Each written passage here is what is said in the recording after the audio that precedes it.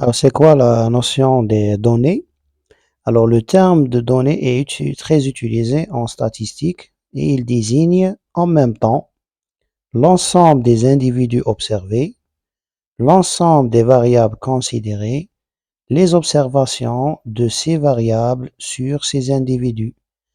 Alors, les données sont généralement représentées sous forme de tableaux, l'individu en ligne et les variables en colonne, et stockées dans un fichier informatique qu'on appelle fichier des données. Alors, devant vous, un tableau. Les i toujours représentent les identifiants, les numéros de ligne. Ce n'est pas une variable. Alors, la deuxième colonne, genre, représente une variable qualitative nominale binaire. La dernière colonne à droite représente l'âge, qui est une variable quantitative continue. Alors, je peux, par exemple, dans la deuxième ligne, trouver pour le genre la valeur M, c'est-à-dire que le deuxième individu est du genre masculin, du sexe masculin, et il a un âge de 41 ans. Alors, dans la case, toujours, on trouve une seule et unique information, c'est-à-dire soit féminin, soit masculin. Et donc, pour les variables quantitatives, je vais trouver une valeur. Mais je ne peux pas trouver plusieurs informations dans la même colonne, dans la même case. Alors, si je trouve plusieurs cases, ça veut dire que cette variable peut recevoir plusieurs probabilités. C'est-à-dire que, par exemple, si je demande à un patient, est-ce que tu as des antécédents de diabète? Alors, antécédents familiaux de diabète, ça veut dire est-ce que tu as quelqu'un dans la famille qui a le diabète? Alors, il va vous dire oui, par exemple. Alors, s'il dit oui, vous allez lui dire qui dans votre famille a le diabète. Donc, il va vous dire, par exemple, mon père, mon oncle, ma tante, etc., etc.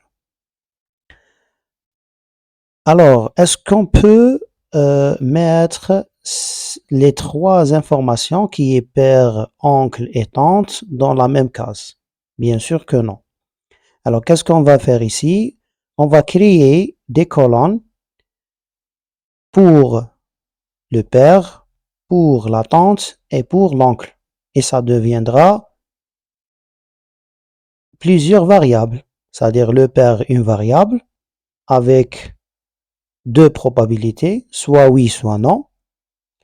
Et la même chose pour les autres.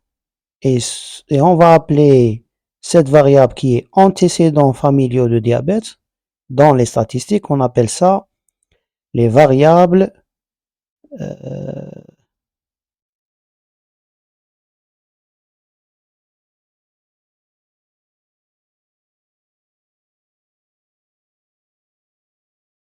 multiréponses.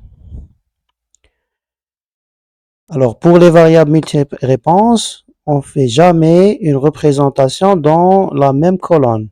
Donc, chaque réponse de la variable multiréponse va devenir elle-même une variable avec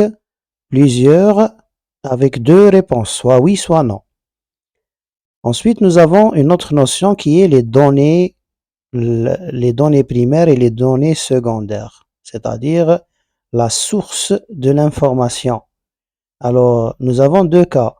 Soit vous avez vous-même collecté les informations et on appelle ça les données primaires via une enquête ou bien une expérimentation.